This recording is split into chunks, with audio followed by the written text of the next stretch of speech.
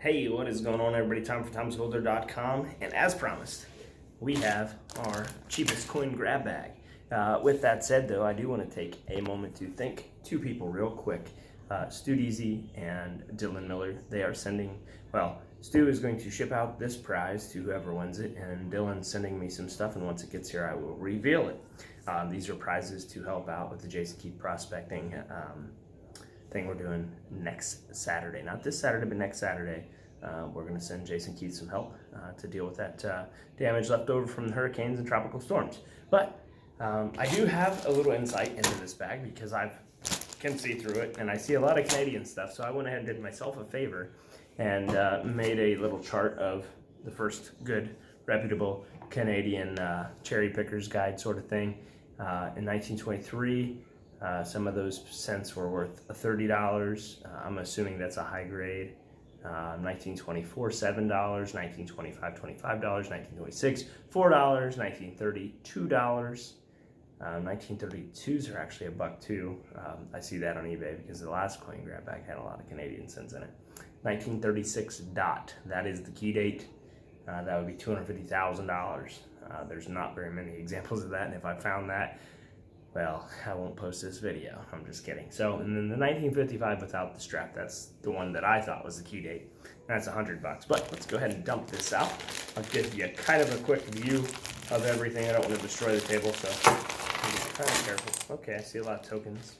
There's potentially value there. I found that out in the last grab bag. There's value in casino tokens, typically plus or minus the face value just a little bit. So I'm going to consider the face value the value because that's what I've seen on eBay. But I'm just going to give you a quick. There's our coins. There's what we got. That's what we're working with. See somebody cut up a bunch of mint sets. It looks like because there's an uncirculated right here off the gate, and I'm going to give that a 10-cent value. We'll give it 5 cents because it's just a 1998p uncirculated. So we'll give that a 5-cent value.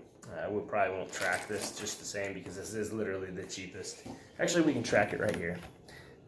We get 5 cents. We've got, what are all these? Okay, we've got a Hunter's Hunting Club. I'm going to say that's valueless. I mean, I'm a member, but ooh, the History Channel Iwo Jima flag raising. Now that's probably got some value. That's pretty. That's a pretty token. We've got the History Channel Club Union and Confederate flags. Now that has probably got some value, especially in today's turmoil with over that whole Confederate flag and whatnot. Hopefully I don't get demonetized just for saying the word. History Channel first U.S. flag. Now that is super cool. And those probably do have some value. For this though, let me see what this one is too. Oh yeah, that's Vietnam War. That's a VFW, Vietnam War. Vietnam, the wall. That's Vietnam Wall.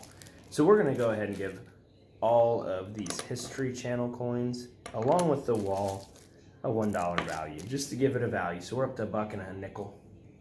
$1 and a nickel. And we paid $5. That is not too bad. So we paid $5. I don't know why I did that. Paid $5.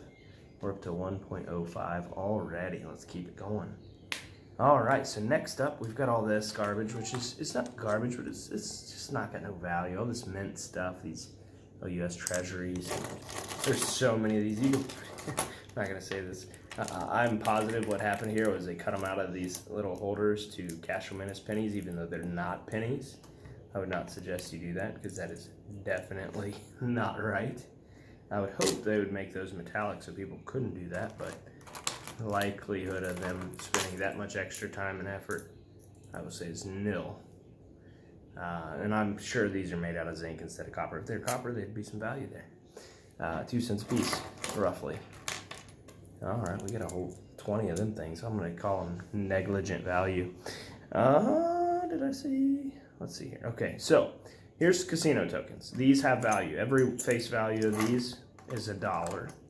Times the face value. So this is a $1, that one's a $1, this one's a $1, and that one's a $1. So we are already up to $5 and a nickel, 100% face value, or 100% ROI. So we're adding $4 more, so we're up to $5 and a nickel.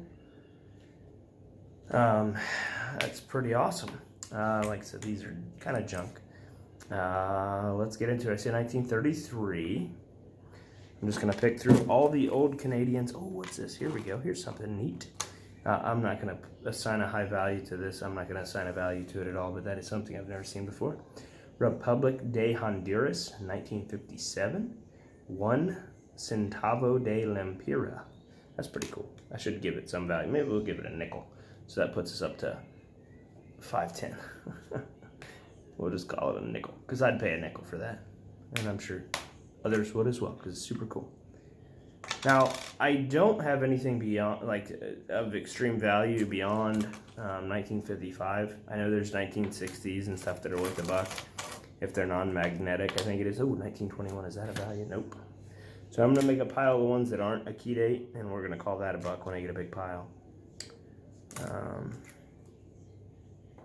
1955, we need 1955. And any other just normal 1 penny, we're going to just make a pile and call it 1 penny over there, even though it's Canadian. There's a little bit of a conversion rate, but they don't use cents anymore, so we're just going to call it a penny and be done with it. Even though they don't use pennies anymore, we're going to do that. I'm not keeping track, but maybe I'll do stacks of 5. I'm trying to be quick because I know not all of you enjoy these videos as much as I do. This is already a longer video. In fact, let me just speed it up by going through here real quick. We got there's what year is that puppy? It's an American. No way we'll ever know. Could have been 1915. Who knows? That's a wheat cent, but it's a penny because it's wiped. 1943. Oh, 1932. No dot. Daggone it. That would be the one, right? Is that the one? No, 1932. No dot. So there's, we're just going to make a stack of these ones that are not on our list. 1935. Nope. And I'm going to be quick because I don't want to take forever. But I do want to say thank you again to Dylan and Stu. Be sure to go. Well, Dylan's got way more subscribers than me. But if you're not a subscriber, Dylan, go become one. That's a cool 1997. It almost looks proof. But it's just a penny. And then also, if you haven't, go to TomSkolder.com, get yourself some entries, because the prizes are just getting better and better. And the prizes that we started with were pretty daggone good. These coin grab bags, like I said, that I made up, they have silver, old, potentially gold if the gold shows up. I have no idea. I just got an actual text message from the company, and hopefully they'll figure that out for me, because I really need that gold to get here sooner than later. And they do really well. They've always taken great care of me. Oh, there's a bicentennial, or whatever you call that. Yeah, centennial. That's cool. Probably no, it's probably as valuable as ours, which is face value. Ooh, that's an old one. 1934. Also, just another stacker. There's another old one. 1936. 1936. If this has a dot, we're rich. It's got a dot. It's got a dot. Actually, they all have that dot, but this one is not the dot. We're gonna say not the dot. We're already over 100% base, or 100% value, so I'm not complaining. Not complaining at all. 1929. Nope. Can we just get one semi-key date? That would really boost our ROI. There's an old one. 1930. That is a $2. But this one, I'm going to put that in the penny pile because that thing's shot. That would have been it. That would have put it way up there. 1932 again. I'm just going to call those all about 10 cents each or something when we're all said and done here. 1952. 1924. There we go. That's a $7. We're gonna call it a $2 because it's got a little bit of damage, but that is a semi-key date. 1924. So we'll call it $2, which puts us up to $7.10. So we're almost up to 200%. Let's see what this one is here. 1932. Nope. Any more of them old ones? If not, we're moving right along, and I'm just gonna wrap this up.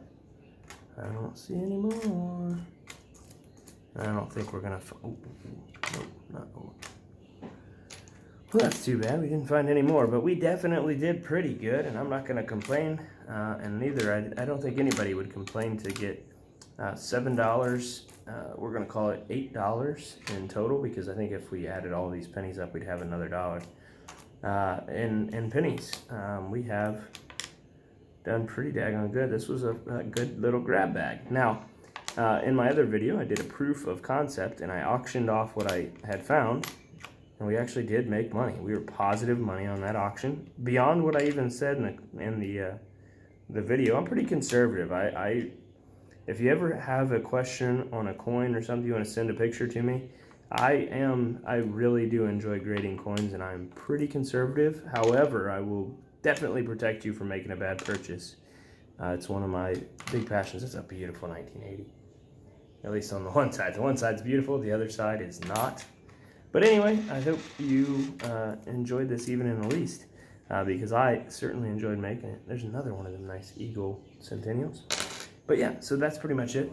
I don't see any 1955s, and that was really the one I was hoping we'd find, because I would show you, like I said, that's the one I knew of already as being a key date for Canadians, pennies. If you've never done this, I strongly encourage it. Call your coin store up, say, hey, make me a grab bag. And I would suggest getting a $25 grab bag to start with. See how they're going to treat you, because if they're going to treat you like garbage and just give you a bunch of junk, then you'll never do it again. You only lost 25 bucks. The only reason I got this one for $5 is because I actually went in there. I go into the coin store about once a week just to see if there's anything that I just can't resist. And they had this sitting there on the counter, and he said that it was getting ready to go to the the Narnia. I don't know where they were going to send it, but he said I could have it for $5, sight unseen. And I said, you know what? That'll make a great YouTube video. And so this is the cheapest grab bag I've ever bought. Thank you for watching. Good luck, God bless, and I will see you on the next one.